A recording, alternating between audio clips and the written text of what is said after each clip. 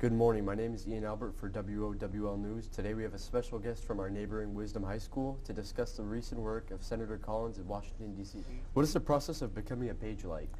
Well, it's a really simple process. They make it very easy. You just go to collins.senate.gov, you apply on the services page, and you submit 3 letters of application or letters of recommendation, and you submit your transcripts, things like that. And they select one kid in the state of Maine per semester. Can you tell us a little bit more about your role once you were selected? Absolutely, yeah. So I would usually come in an hour before Senate would open for the day, or convene as we like to say in DC. And just like they have speeches, so when they have a speech, we set them up, we get them water, podiums. When they're done with their speech, we make copies of the speech.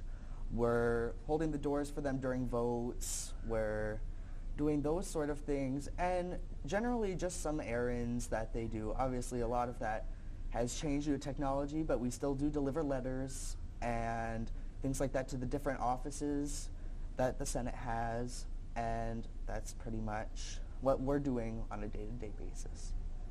Did you get paid for your role? I did, yeah. It's bi-weekly. I don't remember how much the bi-weekly checks are, but I know if you look on their website, it's $37,000 annually. Obviously, I didn't earn all of that, but a good portion of that. So, how well did you learn the Capitol grounds? I learned them very well. I mean, obviously, my role required a lot of walking around, doing those sort of things.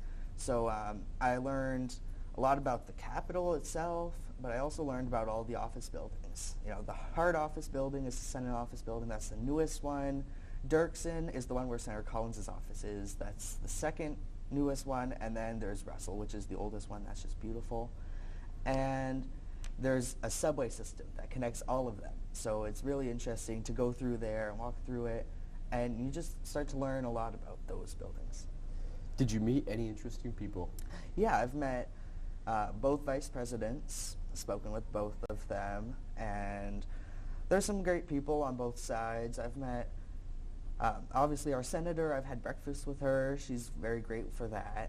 And there's just so many opportunities to make those connections as a page that deserve to be, spoken about.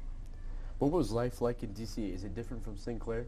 It's very different from St. Clair, obviously. St. Clair, Maine has a population, last I checked, of 386 people, and I think D.C. has somewhere around 700,000 just in the borders of the city. So it's very different. Obviously, there's a lot of security. I've seen the motorcade a few times, presidential motorcades. So, that would not happen around here. And it's just, really interesting to be living with so many people in that small, confined boundary. So we know you were in the middle of the Senate chambers. Can you tell us a little bit about the politics? Yeah, absolutely. So there are a lot of issues where the senators agree on things, but there's also a lot of issues where they kind of disagree on things, and it can get a little heated. One example of that I can point out is Senator Rand Paul versus Tom Tillis on the Senate floor. They have these unanimous consent kind of things, and it's sort of like a play, where one person will bring one thing to their desk and they want to propose this amendment, but then the other person objects.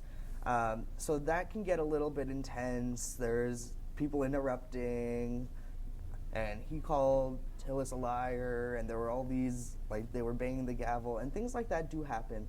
But there are also times when people are kind of united, and I find that there are some senators that are great with working bipartisanly on Democratic and Republican sides. Senator Joe Manchin, he is no longer a senator, but he was great with that. Senator Collins is good with that. I know that too. So you really get to see how all of these people kind of commingle, Democrat, Republican in the same room.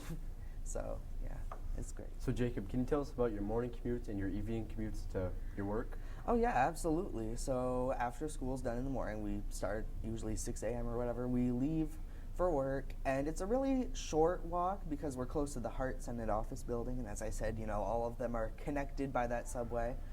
So it's a block away for me. It's a block walk, and then you just get on the subway and you're there. So, and at night, if it's past 7 o'clock, we have a Capitol Police escort back to the residence, so that way everyone's safe because it's after dark.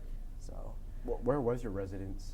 My residence was, it's about, yeah, like I said, it's a block away from the Hart office building. It's right across from Stanton Park, which is a park in DC, pretty big park actually. And yeah, it was just a very close walk. Well, Jacob, thank you for coming to the studio. We appreciate it. For WOWL, this has been Ian Albert.